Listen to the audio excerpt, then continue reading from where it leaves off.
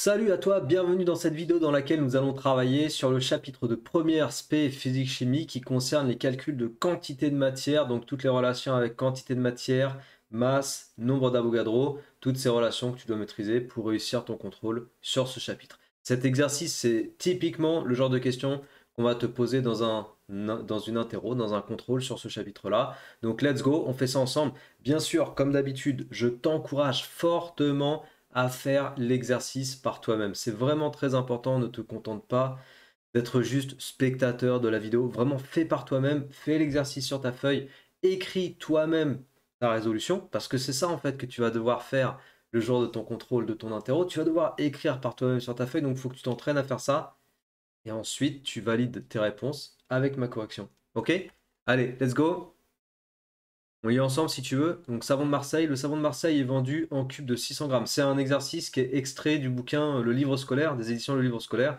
Merci à eux de mettre leur bouquin en accès libre sur Internet, ça fait vraiment plaisir. C'est un bon livre, hein, il y a des bons exercices dedans et j'aime bien travailler avec.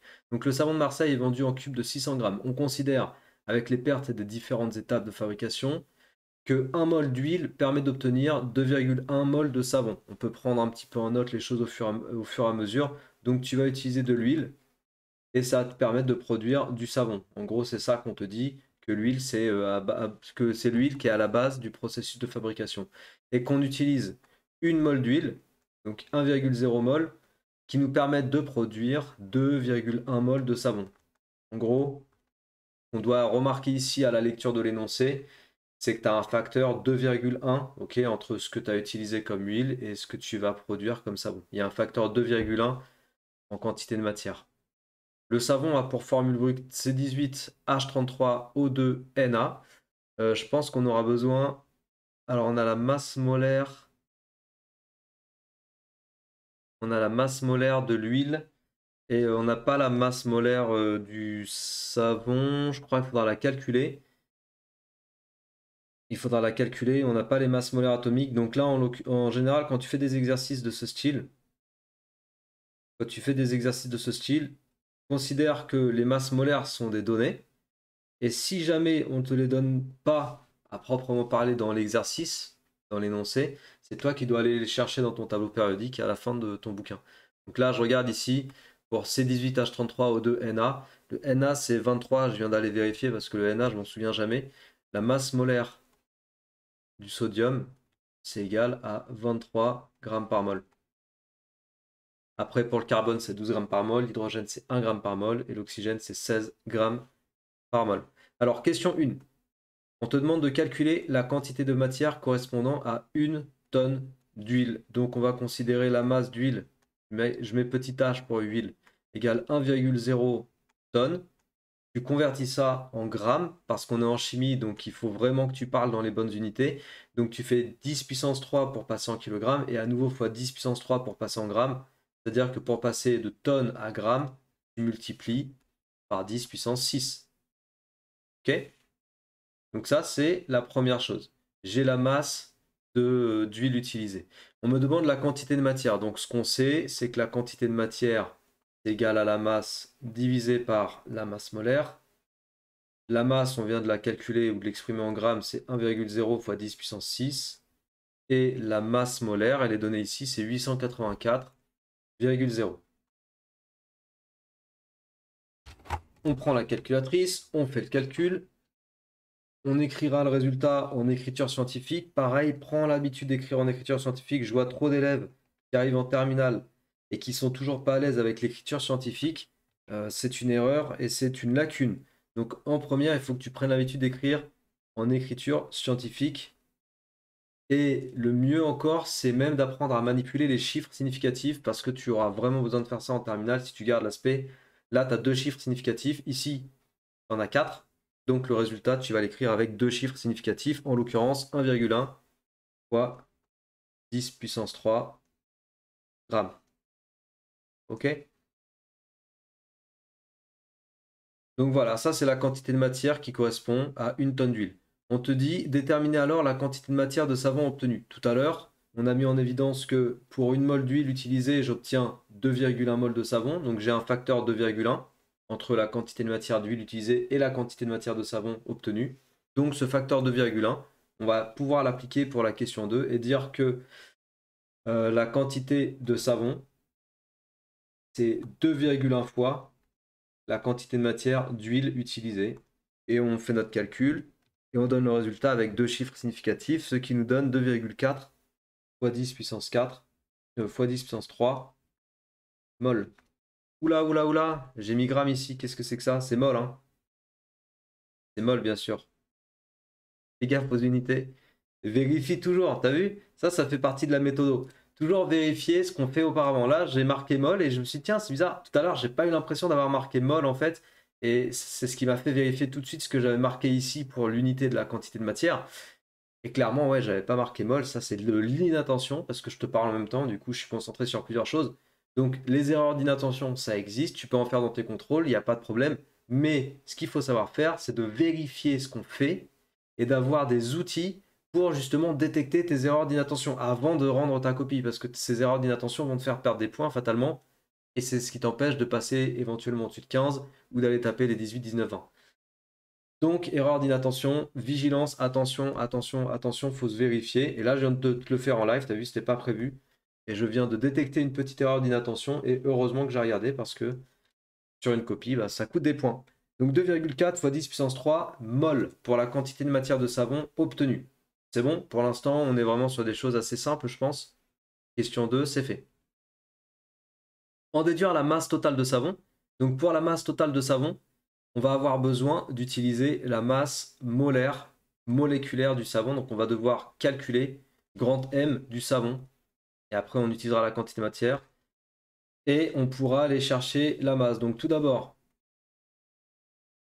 donc tu as vu là, ce que je t'apprends aussi avec ce genre de petite résolution, c'est d'aller d'aller poser une démarche de résolution quand tu es sur un exercice comme ça, savoir présenter tes résultats, mettre tes formules, utiliser les bons chiffres significatifs, les bonnes unités. Et voilà, la présentation en général, c'est quelque chose que tu dois apprendre à faire si tu veux être de plus en plus à l'aise dans l'aspect. Donc la masse de savon, c'est égal à C18H33O2Na, C18H33, je me le réécris ici, O2Na. Donc c'est 18 fois. Ça, il n'y a aucun problème, tu peux l'écrire sur ta copie. Ça te permet de mettre un peu de détails. Et les profs aiment bien de voir exactement ce que tu fais. Donc 18 fois la masse du carbone, plus 33 fois la masse d'hydrogène, plus 2 fois la masse molaire de l'oxygène, plus une fois la masse molaire du sodium. Donc on a dit pour le carbone, je t'ai dit ça, tu vas aller chercher à la fin du bouquin dans le tableau de périodique ou éventuellement dans le bouquin en général, c'est donné au moment des énoncés. Si c'est pas donné, tu vas chercher toi-même dans le bouquin. Donc le carbone c'est 12, l'hydrogène c'est 1, l'oxygène c'est 16, et puis le sodium c'est 23. Donc 18 fois 12, plus 33, plus 2 fois 16, plus 23. Ça nous fait 304. Alors peut-être qu'on aurait pu mettre 12,0, 1,00. Attends, 304. Non, on est avec une somme ici. Ah non, j'ai pas besoin de faire ça. Oui, pardon. Oui, parce qu'en fait, les chiffres significatifs que tu dois utiliser, la précision que tu dois utiliser quand tu écris un résultat, c'est la plus petite précision que tu as. Et là, en fait, les nombres, ils sont précis.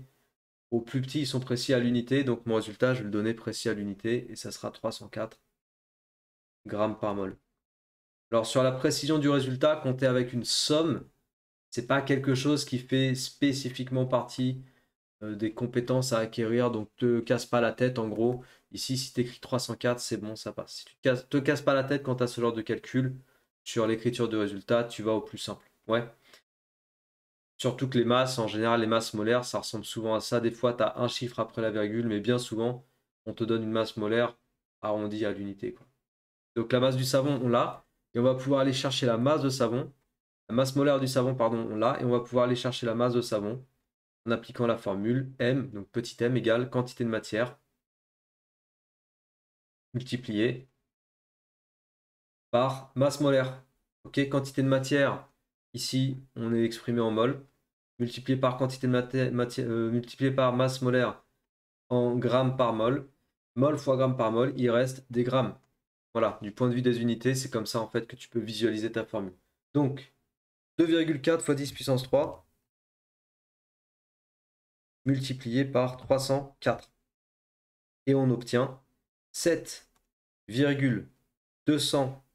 Attends. 7, je garde que deux chiffres significatifs, donc 7,3 fois 10 puissance 5 grammes. Donc ça représente la masse de savon, la masse totale de savon produite. Alors bien sûr, je ne t'ai pas précisé, on va finir l'exercice. Si tu n'es toujours pas abonné à cette chaîne, je t'encourage fortement à t'abonner. C'est comme ça que tu vas recevoir les notifications de toutes les vidéos que je produis et je poste régulièrement des vidéos. C'est une façon de me soutenir et d'aider à cette chaîne à avoir de la visibilité et ça c'est vraiment très important. Donc merci d'avance à toi de t'abonner. Et si tu veux aller plus loin sur ta réussite en physique-chimie ou même en maths, si tu as besoin d'un accompagnement personnalisé, je propose ça aussi. Tu peux aller sur mon site internet, le lien est en descriptif et tu trouveras exactement tout ce que je propose sur mon site internet, y compris mes fiches synthèse de révision. Donc si c'est quelque chose dont tu as besoin, n'hésite pas à me contacter, à me rejoindre sur Instagram. Tout ça, c'est dans le descriptif de la vidéo, donc n'hésite pas à faire un tour. Les gens ne lisent pas souvent les descriptifs, mais là, il y a des infos utiles pour toi. Voilà, je te le précise parce que c'est important. Et on termine l'exercice avec la question 4.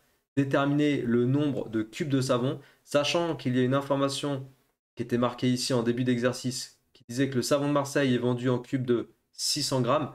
Donc si ça, c'est la masse d'un savon de Marseille, et que là, j'ai la masse totale de savon produite, ça c'est une masse totale, hein, bien sûr, masse de savon au total, alors le nombre de savons, je vais écrire grand N, le nombre de savons, c'est égal à la masse de savon totale divisé par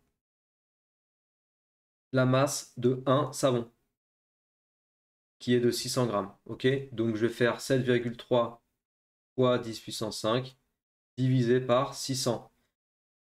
Il est important de noter qu'ici on parle en grammes et qu'ici aussi on parle en grammes. Tu dois avoir la même unité en haut et en bas. Tu dois parler dans le même multiple.